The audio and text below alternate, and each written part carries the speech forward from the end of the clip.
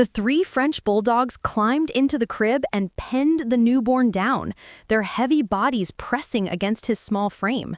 When Sarah checked the baby monitor and saw what was happening in the nursery, she didn't just gasp, she felt her heart stop completely. They had broken the one unbreakable rule of the house, a rule established to keep their fragile son alive. Panic, sharp and electric, surged through her veins as she sprinted down the hallway, fearing she was already too late. But what she thought was a vicious attack was actually a desperate, calculated rescue. What the family discovered that night changed everything they knew about loyalty. Before watching, don't forget to like, share, and subscribe so you never miss another heart-gripping story like this one. The nursery was supposed to be a fortress. For Sarah and Mark, first-time parents drowning in the deep end of exhaustion, the room represented the only semblance of control they had left in a life that had spiraled into chaos. Their son, Leo, was 8 weeks old, fragile and prone to respiratory issues that had kept them in a constant state of high alert since bringing him home from the NICU. The nights had turned into a battlefield of nerves and silence. Every shallow breath Leo took was monitored. Every whimper sent adrenaline spiking through their systems. They were functioning on 2 hours of broken sleep, their eyes hollowed out by dark circles, their tempers frayed to the point of snapping. "I can't take the scratching anymore, Mark," Sarah hissed one evening, her voice trembling as she folded a tiny onesie with aggressive, jerky movements. Down the hall, the three French bulldogs, Tank, Bruno, and Gus, were whining at the nursery door. They were heavy, muscular dogs known for their affectionate but suffocating nature. Before the baby, they had been the center of the universe, sleeping in the bed, occupying every inch of the sofa. Now, they were exiles. Sarah had read the horror stories. She knew about accidental suffocations. She knew that a 30-pound dog didn't understand the fragility of an 8-pound infant. "I'll put them in the garage if I have to," Mark muttered, rubbing his face with hands that shook slightly from caffeine withdrawal. "They just want to see him, Sarah. They don't understand why they're locked out." "They are animals, Mark. They don't need to understand. They just need to stay away. One paw in the wrong place and—" She couldn't finish the sentence. The fear was a physical weight in her chest, pressing down on her lungs. The rule was absolute. The nursery door remained shut and the dogs remained downstairs. There were no exceptions. But exhaustion makes fools of the best of us. It erodes discipline and clouds memory. That Tuesday night, a bitter winter storm was hammering the windows, the wind howling like a wounded animal around the eaves of their old Victorian home. The heating system rattled and groaned, fighting against the sub-zero temperatures dropping rapidly outside.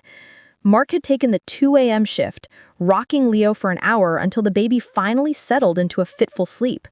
Mark was stumbling, his body heavy with fatigue. He placed Leo gently into the crib, checking the swaddle, checking the monitor angle. He backed out of the room, eyes practically glued shut. He pulled the door closed, hearing the click, or at least he thought he heard the click. In his sleep-deprived haze, he didn't notice the latch hadn't fully engaged.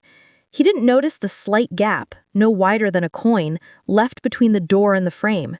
He trudged to the master bedroom, collapsed into bed, and was unconscious within seconds. Down the hall, in the shadows of the landing, 3 pairs of ears perked up. Tank, the oldest and wisest of the trio, nudged the door. It swung open silently. Sarah woke up an hour later.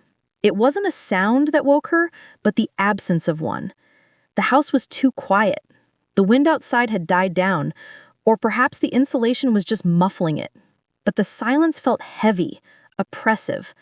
Her maternal instinct, that invisible tether connecting her to the nursery, plucked at her nerves.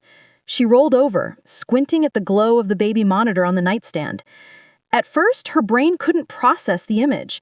The graininess of the night vision camera turned everything into shades of gray and white. She blinked, rubbing her eyes, waiting for the picture to resolve. Then she screamed. "Mark!" The sound tore through the bedroom, shattering the peace. Mark bolted upright, heart hammering, disoriented. "What? What is it?" "The dogs! They're in the crib! They're on top of him!" Sarah didn't wait for him. She was already out of bed, her bare feet slapping against the hardwood floor. On the small screen, she had seen it clearly. The massive, hulking shapes of Tank, Bruno, and Gus crowded into the crib. They weren't just near the baby, they were physically on top of him, a pile of fur and muscle completely obscuring Leo's small body. Oh God, please no!" She chanted, a desperate prayer as she sprinted down the hallway. The thought of their weight, their claws, their heavy breathing on Leo's undeveloped lungs, it was her worst nightmare manifesting in real time. She reached the nursery door and slammed it open, the wood banging against the wall.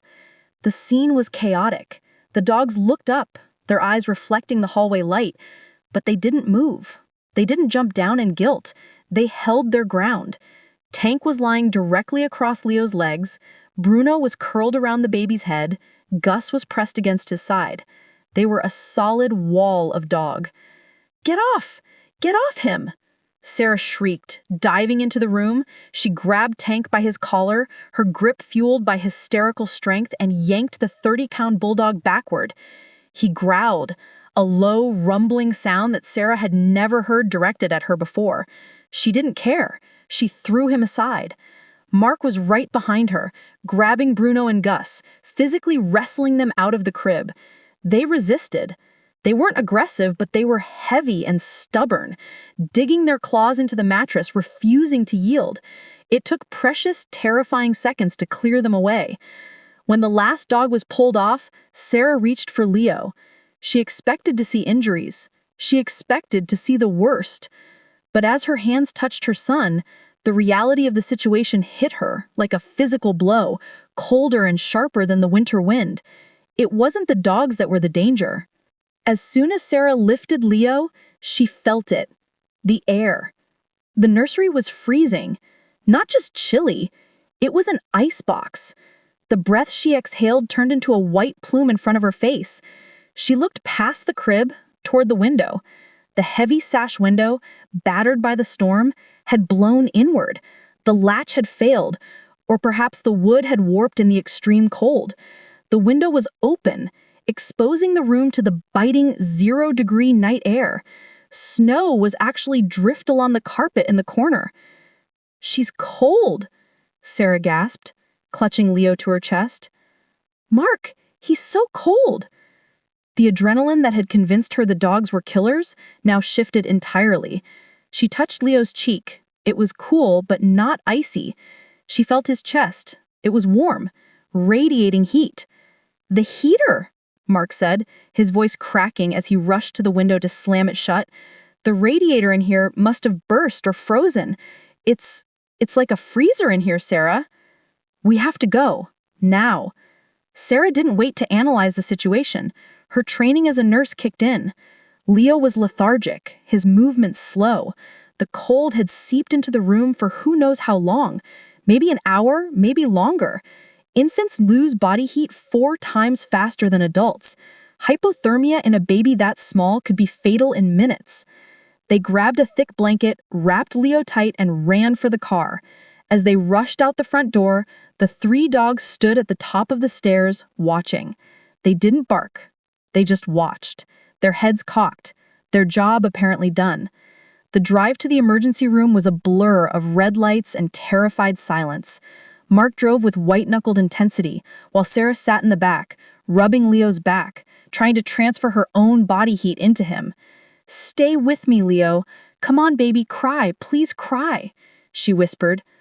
At the hospital, the medical team swarmed them. Nurses took Leo, checking his vitals, measuring his core temperature. Sarah and Mark stood in the corner of the trauma room, holding hands so tightly their fingers turned white. The guilt was eating them alive.